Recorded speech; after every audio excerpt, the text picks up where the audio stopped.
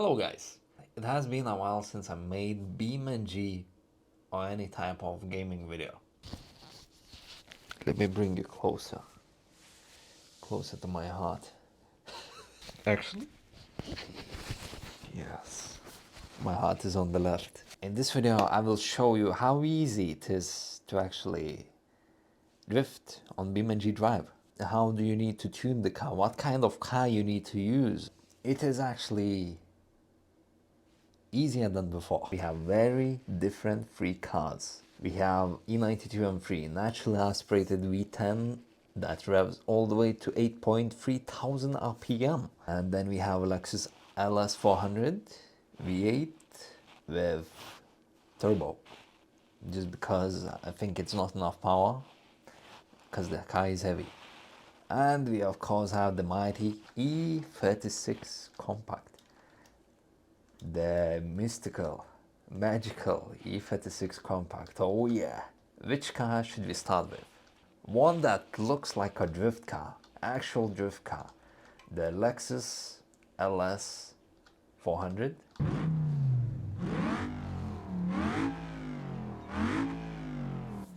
I'm not sure if it's supercharged or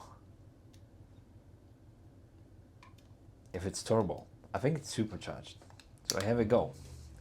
Let's give it a go. Let me show you how it actually drives before I talk about all the settings,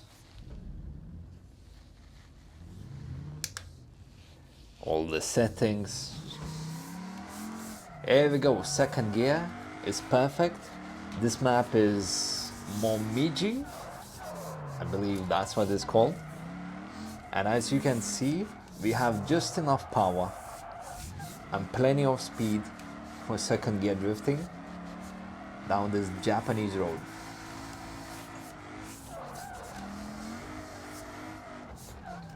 Look at that. Flawless drifting. Beautiful. Plenty of angle, plenty of power.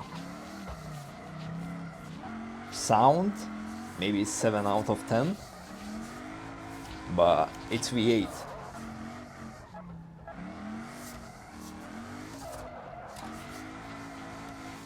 And what can I say?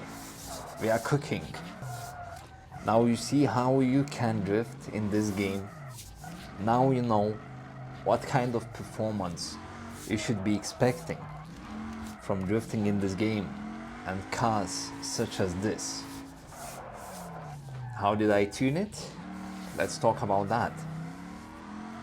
So, the car has stock engine with turbo kit on, so it's basically stage 2. So we added more power, we welded the diff. Every single car needs welded diff. That is number 1 priority, welded diff. Some cars you don't even need extra power, you can just leave it as it is. But in this case, we have more power because the car is heavy.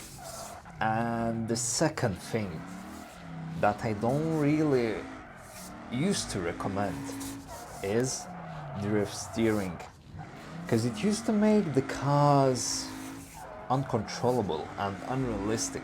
The feeling of the drift steering was really odd. However, I don't know if they changed it recently or what happened, but I started using it, and 90% of the cars, the drift steering is very good. I tuned the cars like this, all of them. I changed the steering to drift steering. If it works, if it feels good, if it feels realistic, I keep it. Then, weld the diff, first thing. That's it. We have 2 things that we need to do to make the cars drift and beam. Now, power, if you see that the car is struggling, like bogging down, that it's not enough power to spin the wheels in second gear, and even the clutch doesn't help, the clutch kicks, add more power. That is all you need to do. That is all you need for drifting in Beamng. Now, most mods, as I said, they will do good with drift steering. However, the actual mod has to be good. Some mods, they just don't handle good. If you don't want to spend hours and days looking for good mods, as I do every day, you can join my server where you will have the best of the best handpicked mods such as these, and of course the best maps too. The option exists that you don't have to spend hours looking for mods, because I already found them for you. You just have to join the server. Let me check if I have changed anything here in the tuning. I think I actually might have. Yeah, this guy is on coilover, so I adjusted the height, the stiffness, camber front always, a bit of negative camber, and the rest I just messed till it felt good. That's it. E92 M3. Now this car, three things: drift steering, welded diff, and I actually changed the diff ratio so it drifts better, because the second gear on this car was so long, it wouldn't have enough power to spin the wheels in second gear. So sometimes you don't need extra power, you just need shorter gears. And to change the differential and to have shorter gears, you just simply search differential. No, that is not what you're supposed to search. You need to go into suspension and differential, and here final drive. You need to change final drive. As you can see here, it is 391. The higher the number, the shorter gears. For example, 281 would be super long gears, which is not good. Too short is not great either, but better than long gears. So here we go. Let me show you how this E92 performs. Everything else, default. Just the steering, welded diff, and different diff ratio. There we go.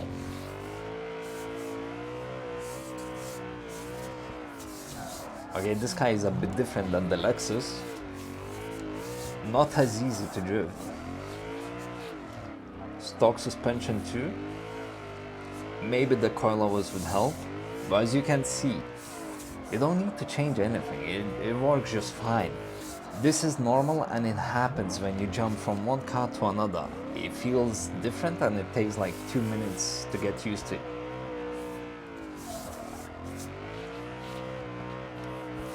There we go. Nice and smooth.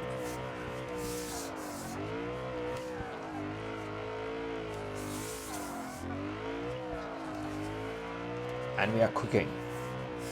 I'm locked in for this car. The previous car was a bit more chill. So this is, out of the 3 cars we have today, this is the most difficult one to drive. How it probably looks the best and sounds the best. But just to show you that it's possible, I better start cooking.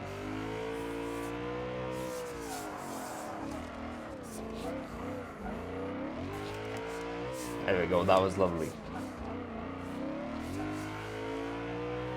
Few clutch kicks. Plenty of speed. Also, important, only use either sport tires or standard. Sometimes if you don't have power, use stretched tires. Never use drift or race tires for drifting. I don't know what's wrong with drift tires, but they're horrible. They're so unrealistic. So just use standard or sport tires. I think on these wheels we have sport tires.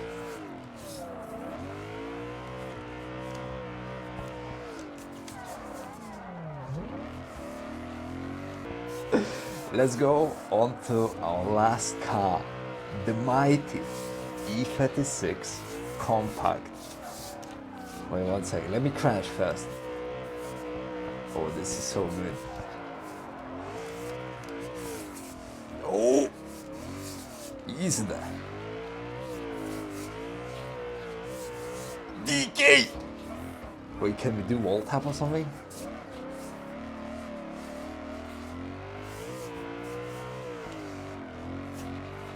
Wall tap, wall tap, wall tap.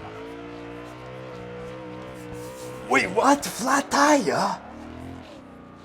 I barely touched. Oh, it's them cubs, bro.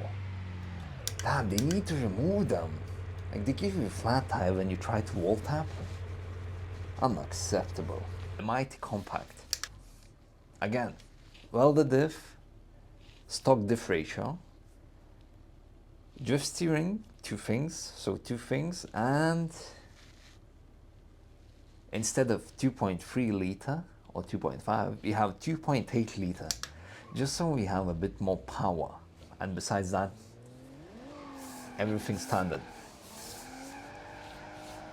Check this out.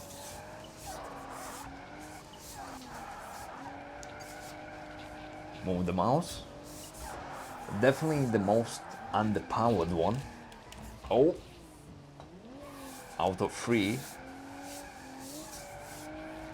It requires a few more clutch kicks.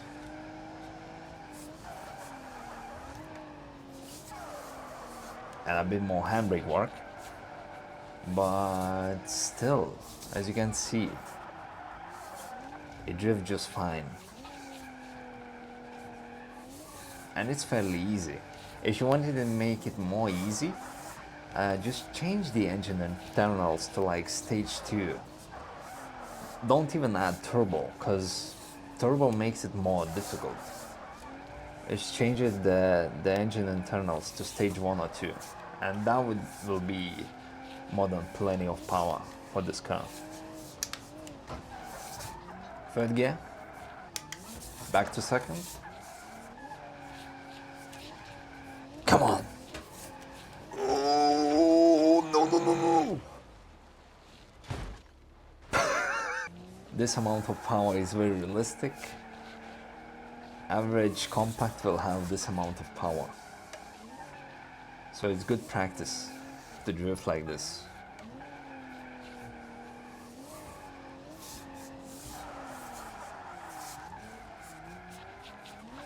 Staying sideways somehow in some way. Like the flow is very nice. Uphill, way easier and slower. But downhill, once you get used to it, way more fun.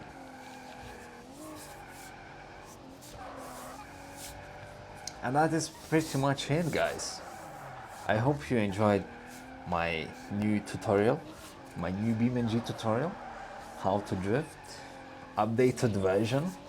Because I remember in previous video, which did very good, I have mentioned to never use drift steering. And times change, and drift steering is the way now to drift. I think 360 entry is possible. The compact, probably not. Look at that. Look at the flow. Perfect.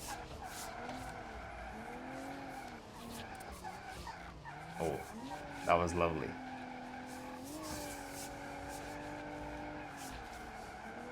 Almost no lifting with this compact. Full power. Full power.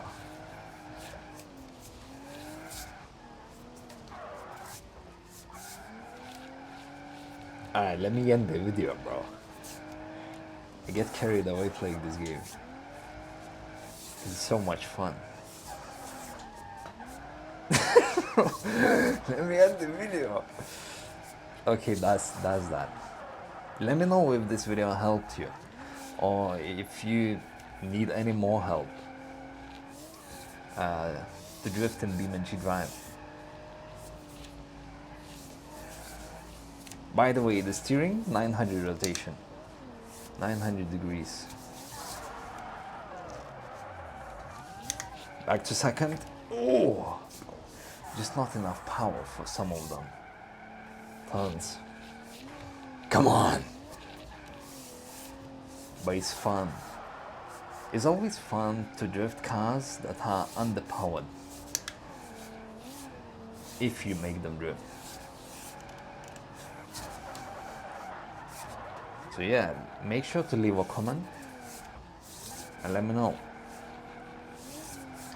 what type of video I should make next.